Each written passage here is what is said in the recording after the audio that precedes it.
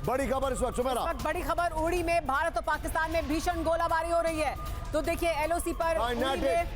उरी में भारत और पाकिस्तान के बीच भीषण गोलाबारी हो रही है। हम पिछले काफी समय से देख रहे हैं, लगातार 22 अप्रैल के बाद से ये पूरा इलाका एक्टिव है। लगातार गोलाबारी पाकिस्तान की तरफ से भी हो रही है और भारत की तरफ से भी जवाबी हमला किया जा रहा है, जवाबी कार्रवाई की जा रही है।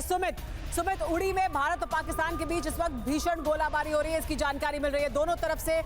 गोलाबारी की जा रही है। देखिए बिल्कुल पिछले 10 से 15 दिनों में निशांत ये वो जगह है सुमेरा कि जहां पर उरी हो, चाहे किश्तवाड़ हो, चाहे आप कह सकते हैं कि पुंछ हो, रजौरी हो, यहां पर पाकिस्तान पहले स्मॉल आर्म से फायर कर रहा था, लेकिन बीच में उसने हेवी आर्टिलरी का इस्तेमाल किया और आज फिर से कहा जा रहा है कि हेवी आर्टिलरी का इस्तेमाल पाकिस्तान की तरफ से किया जा रहा है और वो सिविलियन एरियाज को टारगेट कर रहा है। हमारे साथ इरफान जुड़ गए हैं, उड़ी में ही मौजूद हैं, उनका रुख कर लेते हैं। इरफान, उड़ी में इस वक्त क्या हालात हैं, क्योंकि पिछले काफी दिन से लगातार ये हो रहा था, लेकिन आज क्या हो रहा है वहां पर?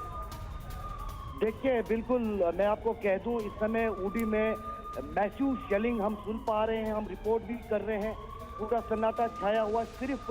मोटार्स और शेलिंग की आवाज हम सुन पा रहे हैं और जो बिल्डिंग्स है, स्ट्रक्चर्स है, वो लगातार शेलिंग से गूंज उठ रहे हैं और सेफ्टी बंकर्स के बगैर इस समय बाहर निकलना खतरे से खाली नहीं है और कोशिश कर रहे हैं यहाँ से पूरी जमीन इकट्ठा करें।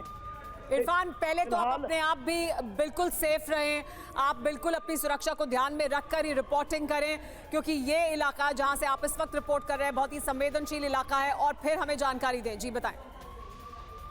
देखिए बिल्कुल सुमेरा, जैसे बता रहा था, पूरा नॉर्थ कश्मीर खासतौर पर अब बहुत ज्यादा जो शेलिंग का सामना कर रहा है, जो आर्टिलरी है उसका इस्तेमाल हो रहा है। आप देख पाए होंगे इस समय हम करीबन नीचे वाले बंकर में है, लेकिन उसके बाद भी जब मोटार लग रहे हैं हमारे बाहर के वाले इलाके में, तो ये बिल्डिंग जो है पूरा हिल रहा है और कहीं जिस तरह पहले शेलिंग का जो सिलसिला है वो और इरफान, आप इस और वक्त बता रहे हैं कि आप लोअर बंकर में मौजूद हैं, सेफ्टी को ध्यान में रखते हुए, क्योंकि आवाज बहुत तेज इस वक्त है, वहां पर हो रही है शेलिंग। लेकिन कुछ देर पहले की आपकी रिपोर्ट दिखाते हैं हम अपने दर्शकों को, वहीं पर मौजूद हैं इरफान इस वक्त, जहां पर उड़ी में भारत और पाकिस्तान के बीच भीषण गोलाबारी हो रही है। उड़ी सेक्टर में इस समय हम मौजूद है और लगातार उड़ी सेक्टर में शेलिंग जो है वो हो रहा है और हम यहाँ पर उड़ी सेक्टर को लगातार कवर कर रहे हैं और आप देख सकते हैं जो यहाँ पर लोग मौजूद हैं वो अब शेलिंग की वजह से बाहर भाग रहे हैं। ये तमाम लोग जो है यहाँ शॉप्स में, होटल्स में और बाकी जगहों पर काम करते हैं। तमाम जो बिस्तर वगैरह सोने का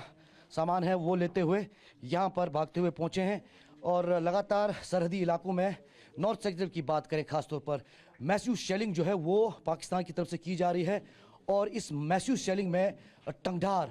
करना, केरन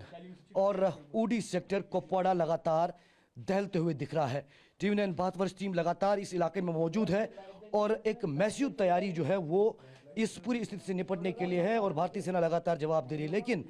इस पूरे इलाके में शेलिंग से साफ तौर पर खौफ का माहौल है। ये स्थिति यहाँ पर है और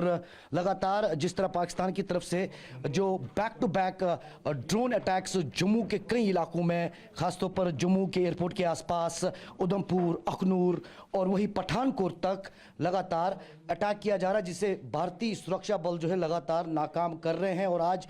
ये भी स्पष्ट किया गया आधिकारिक रूप से कि करीबन 15 ऐसी लोकेशंस है जहाँ पर पाकिस्तान ने ड्रोन से और मिसाइल से अटैक करने की कोशिश की